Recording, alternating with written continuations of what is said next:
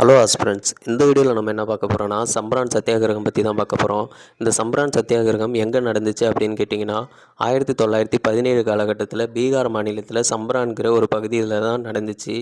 எதனால் இந்த சத்தியாகிரகம் நடந்துச்சு அப்படின்னு கேட்டிங்கன்னா தீன்காதியாங்கிற சுரண்டல் முறையை ஆங்கில அரசு கொண்டு வராங்க. இந்த சுரண்டல் முறை என்ன சொல்லுது அப்படின்னு கேட்டிங்கன்னா ஐரோப்பிய பண்ணையாளர்கள் இந்திய விவசாய நிலத்தில் 20ல் 3 பங்கு அவுரிங்கிற இண்டிகோ பயிரை பயிரிடணும் அப்படின்னு கட்டாயப்படுத்துகிறாங்க.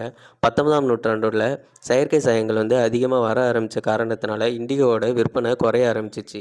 இதனால் ஐரோப்பிய பண்ணையாளர்கள் இந்திய விவசாயிகளை விடுவிக்க வேண்டிய கட்டாயத்தில் தள்ளப்படுறாங்க. இதனால் இந்திய விவசாயிகளுக்கு நிலுவைத் தொகையும் வாடகையும் அதிகரிக்கிறாங்க. சம்பரான் விவசாயியான ராஜ்குமார் சுக்லா காந்தியடிகளுக்கு அழைப்பு விடுக்கிறாரு. காந்தியடிகளும் சம்பரான் பகுதிக்கு வராரு. ஆனால் காவல்துறை அவரை வெளியேறுமாறு அறிவுறுத்துறாரு.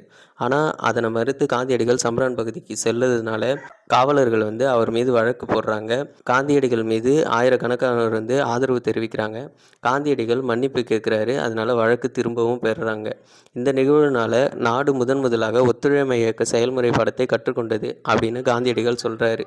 காந்தியடிகளுக்கு துணையாக ராஜேந்திர பிரசாத்தும் வழக்கறிஞரான பிரஜ் கிஷோர் பிரசாத்தும் செயல்படுறாங்க.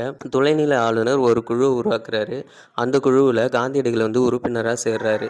இந்த குழு தான் தீன்காதியாங்கிற முறையை ரத்து செய்தது. இந்த வீடியோ பிடிச்சிருந்தா மறக்காமல் நம்ம சேனலை சப்ஸ்கிரைப் பண்ணுங்கள். இந்த வீடியோவுக்கு லைக் பண்ணுங்கள், கமெண்ட் பண்ணுங்கள், உங்கள் ஃப்ரெண்ட்ஸுக்கு மறக்காமல் ஷேர் பண்ணுங்கள். நன்றி.